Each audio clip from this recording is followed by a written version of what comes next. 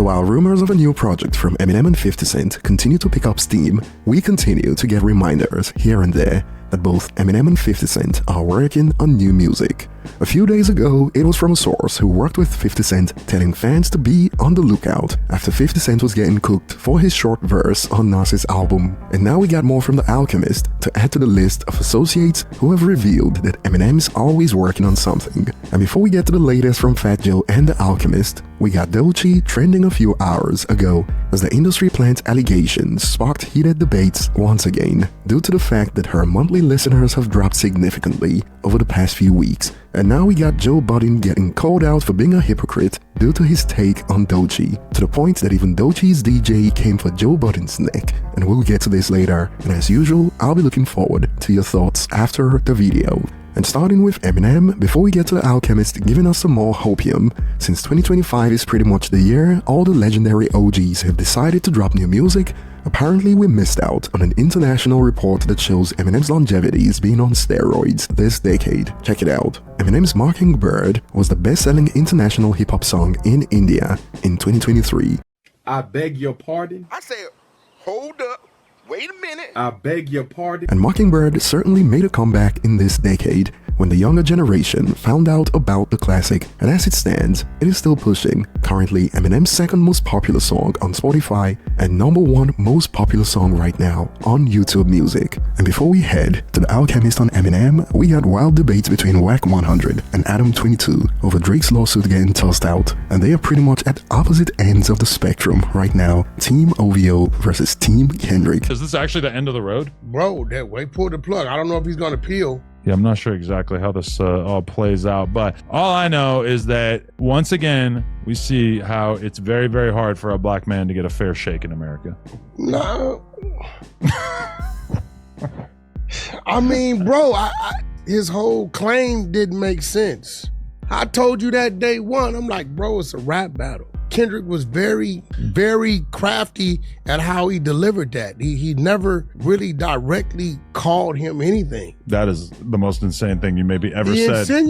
Bro, where? Certified lover boy, certified foe. Okay, certified lover boy is. But I'm sorry, like it's Drake, right? I realize that this case has now been dismissed. That does not mean that we need to talk about this shit again. No. This feels so 6 months ago to even have this conversation. What I'm saying is, you do know when he was saying file who he was referring to. He was referring to his man, and you know he had a situation. Who's his man? I forget whatever that dude's name is. Some shit. So now you're rewriting history. Kendrick was talking about somebody besides Drake. I'm not rewriting it. It always on the album when you had the Megan's Law shit, that wasn't directed at Drake. It was Drake's house. No, one of the dudes is with him had a situation. I believe he came out of it. But it wasn't an underage girl situation. Huh? Baca? There you go. He had a case, but I don't think it was an underage girl. But then Drake had the thing that we talked about already. Yes, I can't believe you're even trying to rewrite this. This is why it came up. Like, what do you mean? That like Universal just pulled the plug. Like, what do you mean? I know, but you're now trying to say that, Kendrick was talking about Baca not nice. No, we always threw that in there. No. We threw that in Denver. Nobody has ever said this. Always. Always, bro. Okay. Baca was arrested in 2014 and charged with forcing a 22-year-old woman into prostitution, which does not in any way involve a underage girl. So obviously he was talking about Drake. But you're insulting my intelligence and everybody else who's watching this podcast. If you guys stop watching this podcast because of that bullshit that he just tried to pull, I won't blame you. Listen, first of all, the fact that a guy like you is siding with Drake crying over this shit is crazy. I'm not really siding with him. You come on, bro. There's no way you can agree with that lawsuit, bro. And what are your thoughts? Was the certified PDF files line aimed at Baca and not Drake? As if I recall, Baca's case had nothing to do with underage women. But what are your thoughts? And off to Fat Joe and The Alchemist speaking on Eminem, check out a snippet. Eminem, we don't talk about him enough on this platform. He's my brother, he's my friend. You know, I can't tell you, like, I get it all the time, but I remember I did the album where I said I retired. And I remember I was in my mother's house, my phone rang from an unknown number, and I picked it up, and it was Marshall. And he talked to me for 2 hours, like, yo, Joe, I've been listening. You still got it. You don't need to. I was like, I wanted to knock on the neighbors' houses and all. I'd be like, yo, this shit Eminem talking to me for an hour or two, telling me, yo, talking me off the retirement requirement list. Like, yo, you gotta stay working. You got it. That's one of the biggest honors I ever had. And to have that relationship with him is amazing because, people, they forget. Like, how you just said, yo, let's go back to Robbery, Tulo. Let's go back to that. A lot of people forget all these different layers of what's going. We just be stuck on 2025. And sometimes you don't think about what Eminem came out of. Me and Big Pun was online in LA. That was just before the Grammys. In the Sunset, we waited online for that album. And you ain't waiting on that line for that album if he wasn't the guy. You know what I'm saying? He was phenomenal. He was incredible. And sometimes you try to explain it to kids that wasn't there at that time. He changed shit. And I'm gonna tell you, you think we work hard? I've never seen nobody work like him to this day. The level that, like right now, he's in the studio right now. I could bet it.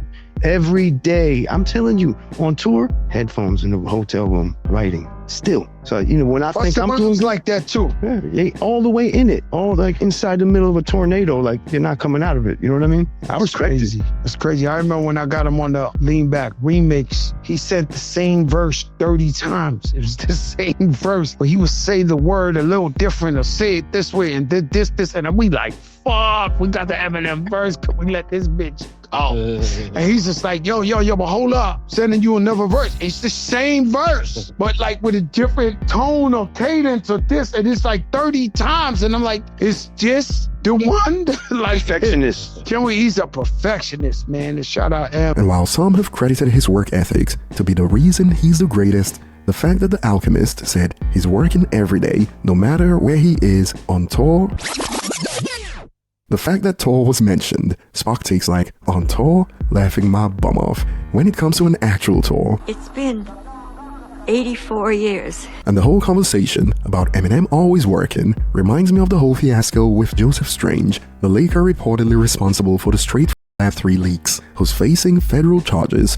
If you recall, he had access to over 12,000 audio files after the FBI raid, and some have added, we need to have a conversation about how many songs are sitting in Eminem's vault, loudly crying in folded hands emoji. And putting together an album has gotta be a nightmare for someone who's always sitting on an endless supply of material. But if the rumors are true, then we should expect something in the near future, perhaps in 2025 if we are lucky. And moving on to the next point today, Doechii was trending a few hours ago when posts like these started to flood social media platforms like X. And y'all try to convince me that Doechii was not an industry plant. Come on.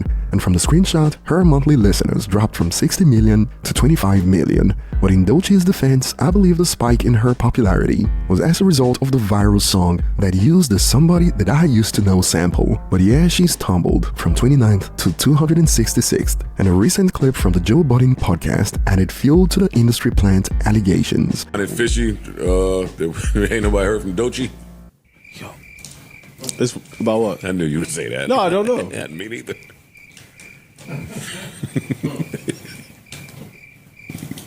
We can find another topic. Yeah, please. I was just asking y'all. I don't know. I don't know what the context is. I don't know either.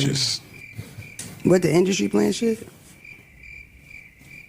Move right along. Yeah, moving right along. Okay. I'm Parks. It ain't tripping me up. Why you asked that question? Because I thought it would be a little more obvious than it is, but I guess it's not yet. And boy, users came for Joe Budden's neck. There was 0 points for this convo. She's been doing loads of festivals, about to start a tour and dropping music. What's there to talk about?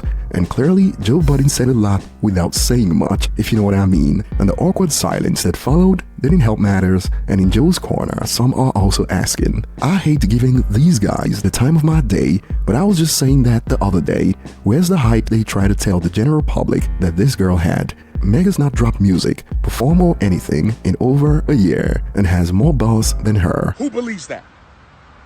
Because if you believe that, I need to go and get my psychological assessment kit. How can that be when she was the next? And now we got Academics TV out here calling out Joe Budden for being a hypocrite. Joe Budden podcast are now saying it's quiet for Doechii after the industry plant's allegations. Joe Budden and his crew months ago were acting like the industry plant allegations was fake news. And they pulled up this clip from months ago that showed the pod speaking highly of Doechii. Do y'all want to talk about the Doechii hate?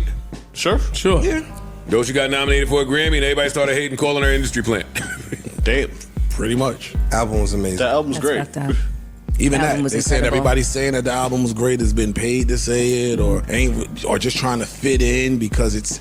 You can get paid for saying that? Yeah, I would love to get paid for saying it. Send me some bread. Word. Like it's not. You ain't busted down. Your traditional. I heard this. We're gonna jump you, Joe. Y'all don't utilize the platform in the right way. Fucking lying ass. Stop, man. Niggas are liars. I don't give a fuck. These ain't liars. Some are, some not. All right, nobody cares about whatever the fuck I was just talking about. Doechii hate. Yeah, it's just people just talking shit, honestly. That's what happens because she's not commercially successful, and a lot of people didn't know who she was. So to them, it looks like she just popped up out of nowhere and is getting all this love. And she's affiliated with that side, of course, and this side hates that side. So anything this side does that's successful is going to be looked at with a grain of salt. And they're loud. What happens is it's so incorrectly used today because people call anything that they didn't see from day one a plant. It could have been happening over here, just not in your wheelhouse. You just didn't see it. Doechii's been grinding. Yeah. Then putting out multiple projects, grinding, building her, like putting her time in to get to this point. She's deserved this, but because again she was under the radar for so long, a lot of the people who only watch mainstream and numbers don't see it. So now when you pop up to them, it's out of nowhere. Oh, you're a plant. Somebody put you here. No, some people really work hard and earn their spot. Is it? She's one of them. And fishy. Ain't nobody heard from Doechii. And before we get to Doechii's associate dragging Joe Budden for that clip, in response to the post from Academics TV, we got more allegations. The TDE check bounced, laughing emoji, and we also got some fans entertaining the plant allegations under. It is kind of weird how the hype died down so fast for her. Felt like she was about to be a new superstar after the Grammys. I want to see how things look for her when it is rollout time again before I give my new opinion about the plant convo. As of right now, I just find things a little weird. LOL. And Doechii's DJ came for Joe. Joe, you snapping turtle head bump clown. You saw and heard of her all year. Grammys, Glastonbury, Lollapalooza just this weekend, Austin City Limits, and now her own sold-out tour, which is starting this week. What is obvious is that she is working clearly. And we got more. When she was finally being mentioned and seen everywhere after wanting her to finally get some recognition, you sane people then complained about her being an industry plant. Now she's silent, she's still a plant. Do y'all notice how dumb you all are? And more, what is obvious is that he had no talking points